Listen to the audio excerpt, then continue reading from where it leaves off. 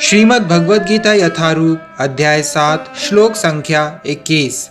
यो यो याम याम तनुं भक्तः श्रद्धयार्चितुमिच्छति तस्य तस्याचलं श्रद्धां तामेव विदधाम्यहम्। मैं प्रत्येक जीव के हृदय में परमात्मा स्वरूप स्थित हूँ। जैसे ही कोई किसी देवता की पूजा करने की इच्छा करता है, मैं उसकी श्रद्धा को स्थिर करता हूँ, जिससे वह उसी विशेष देवता की भक्ति कर सके। तात्पर्य: ईश्वर ने हरेक को स्वतंत्रता प्रदान की है। अतः यदि कोई पुरुष भौतिक भोग करने का इच्छुक है और इसके लिए देवताओं से सुविधाएं चाहता है, तो प्रत्येक हृदय में परमात्मा स्वरूप स्थित भगवान उसके मनोभावों को जानकर ऐसी सुविधाएं प्रदान करते हैं। समस्त जीवों के परमपिता के रूप में वे उनकी स्वतंत्रता में हस्तक्षेप नहीं करते, अपितु उन्हें सुविधाएं प्रदान करते हैं जिससे वे अपनी भौतिक इच्छाएं पूरी कर सके। कुछ लोग यह प्रश्न कर सकते हैं कि सर्वशक्तिमान ईश्वर जीवों को ऐसी सुविधाएं प्रदान करके उन्हें माया के पाश में गिरने ही क्यों देते हैं। इसका उत्तर यह है कि यदि परमेश्वर उन्हें ऐसी सुविधाएं प्रदान ना करे तो फिर स्वतंत्रता का कोई अर्थ नहीं रह जाता। अतः वे सबों को पूर्ण स्वतंत्रता प्रदान करते हैं, चाहे कोई कुछ करे।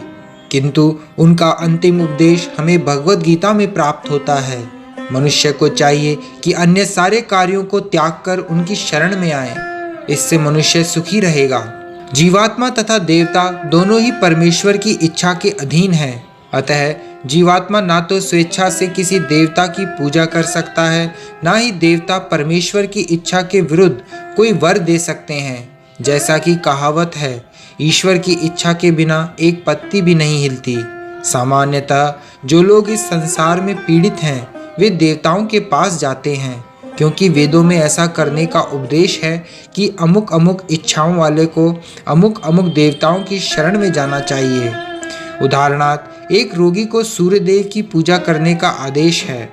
इसी प्रकार विद्या का इच्छुक सरस्वती की पूजा कर सकता है और सुंदर पत्नी चाहने वाला व्यक्ति शिवजी की पत्नी देवी उमा की पूजा कर सकता है। इस प्रकार शास्त्रों में विभिन्न देवताओं के पूजन की विधियां बताई गई हैं।